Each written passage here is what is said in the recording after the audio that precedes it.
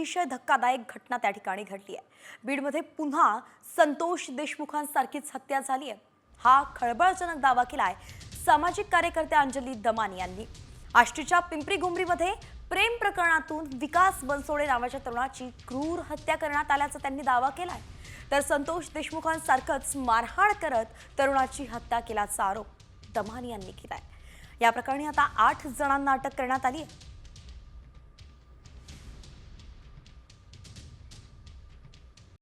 Comscore नुसार आता isakal.com आहे देशातील नंबर 1 ची मराठी न्यूज वेबसाईट। प्रत्येक अपडेटसाठी isakal.com ला नक्की भेट द्या।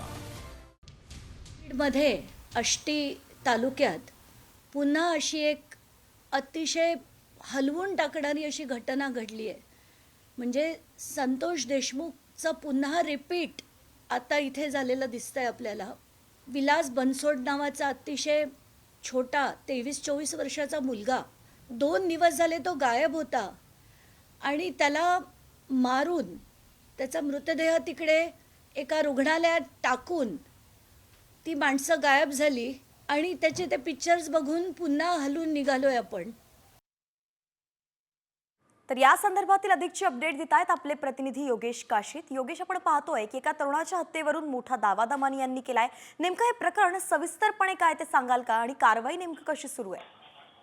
नक्कीच बीडमध्ये दररोज नवनवीन धक्कादायक घटना समोर येतात। अमानुष मारहाण प्रकरणीच्या घटना समोर येतात। अशीच एक घटना बीडच्या आष्टी तालुक्यातील पिंपरी गुमरी या ठिकाणी घडलेली आहे। म्हणजे अमानुष प्रकारे मारहाण जे की विकास बनसोडे नावाच्या तरुणाला केलेली आहे। घराच्या पाठीमागं झाडाला डांबून 2 दिवस मारहाण करण्यात आली। याच धक्कादायक मारहाणीमध्ये या तरुणाचा जागीच मृत्यू झाल्याची माहिती समोर आलेली आहे। आणि या प्रकरणी आता आष्टी पोलीस ठाण्यामध्ये गुन्हा दाखल झाल्याची देखील माहिती समोर आलेली आहे। जवळपास 8 लोकांवरती हा गुन्हा दाखल झालेला आहे आणि मुख्य आरोपी आहे तो आरोपी देखील आष्टी पोलिसांनी ताब्यात घेतलेला आहे। मात्र संपूर्ण प्रकरण समोर आल्यानंतर अमानुष मारहाण आणि त्याच्यानंतर झालेली हत्या मात्र दररोज नवनवीन घटना घडतात आणि धक्कादायक घटना घडतात। बीड जिल्ह्यामध्ये या घटना थांबायचं नाव घेत नाहीत। म्हणून बीड जिल्ह्यामध्ये कायदा आणि सुव्यवस्थेचे 3-4 वाजलेत का आणि पोलिसांचा वचक काय राहिला नाही हे देखील प्रश्न त्या ठिकाणी निर्माण झाला आहे। मात्र संपूर्ण घटना पाहता हा जो व्यक्ती आहे विकास बनसोडे हा जालना जिल्ह्यातील आहे आणि तो ट्रकच्या कामावरती या क्षीरसागर यांच्या ट्रकवरती कामाला होता। मात्र काही कारणास्तव आणि काही घरगुती वादामुळे आणि की ह्याच्यामधनं प्रेम प्रकरणामधनं ही हत्या झाल्याची समोर आलेलं आहे। मात्र संपूर्ण प्रकरणी गुन्हा दाखल करण्याचं काम त्या ठिकाणी आष्टी पोलीस ठाण्यामध्ये करण्यात आलेलं आहे। धन्यवाद योगेश, अगदी सविस्तरपणे आपण या प्रकरणाची अपडेट आपल्याला दिली आहे। कारवाई कशी होतीये याची प्रत्येक अपडेट आपल्याकडूनच आम्ही जाणून घेत राहू।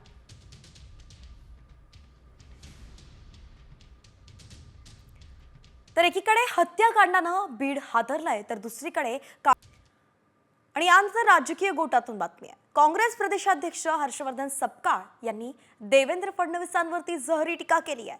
राज्याचे मुख्यमंत्री देवेंद्र फडणवीस यांची थेट औरंगजेबाशी तुलना करण्यात आली आहे। औरंगजेब हा क्रूर शासक होता, देवेंद्र फडणवीस सुद्धा तेवढेच क्रूर आहेत असं म्हणत त्यांनी घणाघातच केलाय। हर्षवर्धन सपकाळांच्या या विधानानंतर आता नव्या वादाची शक्यता नाकारता येत नाहीये। धर्माचा आधार हा औरंगजेब घ्यायचा। औरंगजेब कधी हजला पण गेला नाही आणि हा क्रूर शासक होता। आज देवेंद्र फडणवीसही तेवढेच क्रूर आहेत। सदाकदा धर्माचा आधार घेतात आहे, मात्र संतोष देशमुख सारख्या हत्या ज्या होतात आहे जिथे खासदारांच्या लेकीबाळी सुरक्षित नाही, हा प्रकार आज दुर्दैवानं आज महाराष्ट्रात हा देवेंद्र फडणवीस सारखाच आहे। त्यामुळे औरंगजेब आणि देवेंद्र फडणवीस यांचा कारभार एकसारखा आहे। आधीच औरंगजेब या नावावरून राज्यभरातील वातावरण तापलेलं असताना आता थेट मुख्यमंत्र्यांची तुलना ही औरंगजेबाशी करण्यात आली आहे, म्हणून त्यावरून वेगळं वातावरण तापलं जातंय का पाहावं लागणार आहे। यानंतर इतरही बातम्यांचा वेगवान आढावा घेऊयात। अगदी देशभरातील राज्यातील सगळ्या बातम्यांचा सविस्तर वेगवान आढावा। मुंबई आंतरराष्ट्रीय दर्जाचा आर्थिक विकास केंद्र विकसित करण्याचा निर्णय राज्य सरकारने घेतलाय। अर्थसंकल्पात नवी मुंबई आणि खारघर या ठिकाणी विकास केंद्रांची स्थापना करण्याची घोषणा करण्यात आली आहे। सोबतच नवी मुंबईत महामुंबई आंतरराष्ट्रीय बाजार स्थापन केला जाणार आहे। रोजगार वाढीसह विकासाला यामुळे चालना मिळेल। पुण्याच्या वाघोलीमध्ये अळी परिसरात नागरिकांची पाण्यासाठी वणवण दिसतीये। गेल्या 5 ते 6 दिवसांपासून नागरिक पाण्यासाठी भटकंती करतायत। पाणी पुरवठा विभागाकडून पाणी पुरवठा खंडित झाल्याचं कोणतंही कारण न देताच पाणी कपात केली गेली आहे आणि म्हणून नागरिकांना मोठ्या समस्यांना सामोरं जावं लागतंय।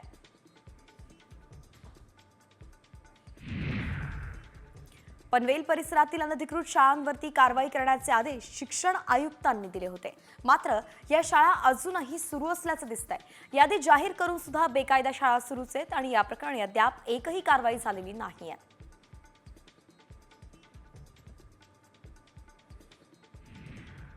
मध्य आणि हार्बर मार्गावरती मेगा ब्लॉक घेण्यात आलाय. हार्बर मार्गावरती वाशी ते पनवेल ब्लॉक असणार आहे, तर ब्लॉक कालावधीत सीएसएमटी ते वाशी विशेष गाड्याही सोडल्या जातील. मध्य रेल्वेवरती सीएसएमटी ते कल्याण जलद मार्गावरती ब्लॉक असून ठाणे आणि कल्याण स्थानकांदरम्यान अप आणि डाऊन जलद मार्गावरती लोकल सेवा सुरू राहील. अवघ्या काही वर्षांपूर्वीच बांधण्यात आलेल्या अकोल्यातील अकोट शेगाव महामार्गावरती मोठमोठ्या भेगा पडल्याचं पाहायला मिळत आहे. अकोट विधानसभा मतदारसंघातील देवरी फाटा, पाटसूल, दापुरा फाटा, पंचगव्हाण फाटा, आडसूळ फाटा ते अगदी शेगाव या दरम्यान ठिकठिकाणी भेगा पडल्यात. रस्त्याची दुरवस्था पाहून कंत्राटदाराच्या कामावरतीही प्रश्नचिन्ह उपस्थित झालंय.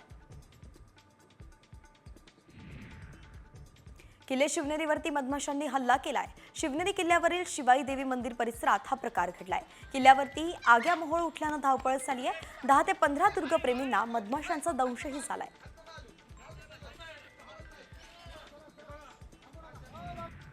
मुलुंड पश्चिमेच्या बर्ड पार्कसह भायखळा प्राणी संग्रहालयाचा विस्तार करणार होते. ही बीएमसीची अगदी महत्वाकांक्षी योजना 2 वर्षांनंतर सुद्धा रखडली आहे. या प्रकल्पाला खरं तर केंद्रीय प्राणी संग्रहालय प्राधिकरणाकडून तत्वतः मान्यता मिळालेली आहे.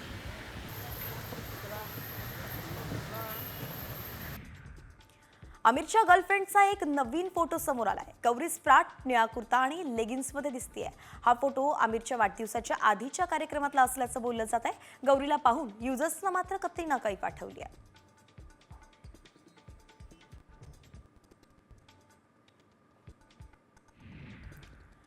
तुम्ही जर गाडी चालवत असाल तर तुमच्यासाठी अत्यंत महत्त्वाची बातमी आहे फास्टॅग संदर्भात.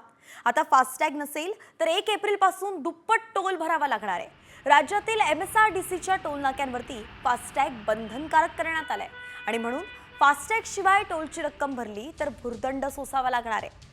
टोल नाक्यांवरील वाहनांच्या रांगा कमी करण्यासाठीच MSRDCनं हा महत्त्वाचा निर्णय घेतलाय.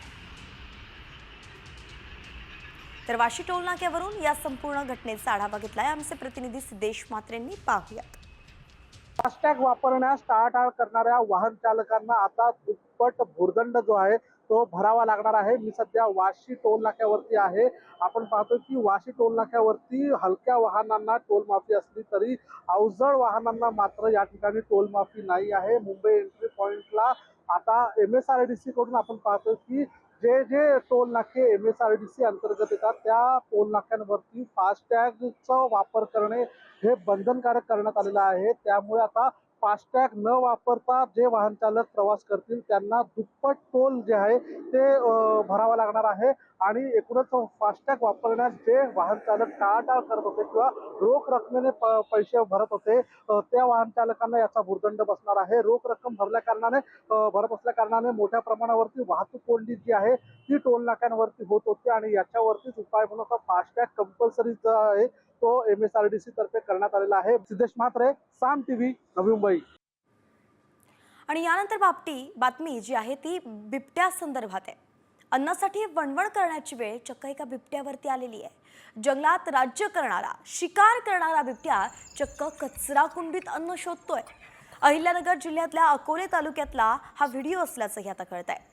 कोतुळ गावाबाहेर कचरा कुंड्या आहेत, मात्र रात्रीच्या वेळी इथे बिबटे येत आहेत. गावकऱ्यांनी फेकलेल्या कचऱ्यातून ते चिकन आणि मटण शोधतात. जंगलात अधिराज्य गाजवणाऱ्या बिबट्यावरती ही वेळ ओढवल्यानं आता प्राणीप्रेमींनी ही चिंता व्यक्त केली आहे. दरम्यान कचरा डेपोमध्ये कचरा शोधतानाचा, अन्न शोधतानाचा हा व्हिडिओ सध्या व्हायरल होतोय.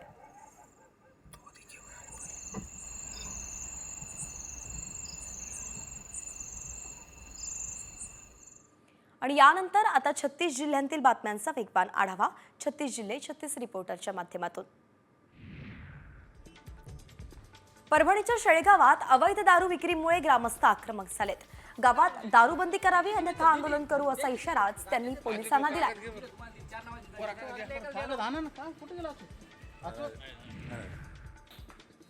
बदलापूरमध्ये उल्हास नदीत थेट नाल्याचं पाणी मिसळत आहे आणि म्हणून कोट्यवधी लोकांच्या आरोग्याचा प्रश्न उपस्थित झालाय।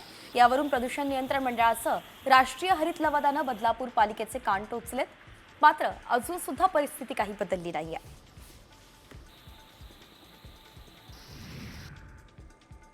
नंदुरबारमध्ये 40°C तापमानाची नोंद झाली आहे। सततच्या वाढत्या तापमानामुळे जिल्ह्यातील नागरिकही त्रस्त झालेत।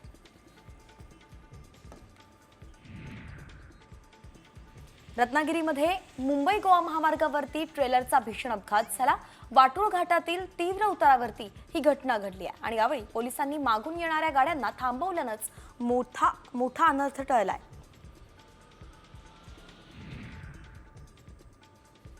नांदेड अर्धापूर रस्त्यावरील पिंपळगाव पाटीजवळ अपघात झालाय। जखमींना अपघातासाठी उपचारासाठीच आता नांदेडच्या शासकीय रुग्णालयात दाखल करण्यात आलंय।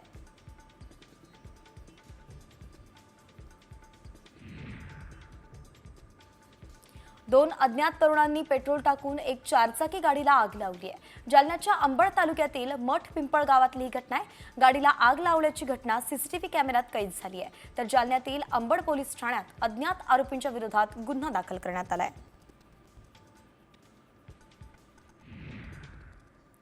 जळगावच्या अमळनेर तालुक्यातील गांधली देवळीमध्ये शेतात अचानक आग लागली। आगीचं कारण अद्यापही अस्पष्ट आहे। आगीची तीव्रता एवढी होती की 20 एकर शेत जळून खाक झालंय।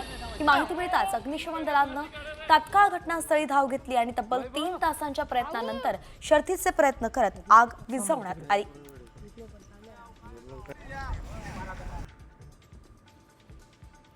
बदलापूरच्या मुरबाड जवळच्या कळम गावात जंगलाला भीषण आग लागली। त्यात शेकडो एकरावरील वनसंपदा जळून खाक झाली आहे। दरम्यान जंगलाच्या आसपासच्या गावांनाही आगीची झळ बसली आहे आणि या घटनेमुळे वन विभागाच्या कामावरतीही प्रश्नचिन्ह उपस्थित होतोय।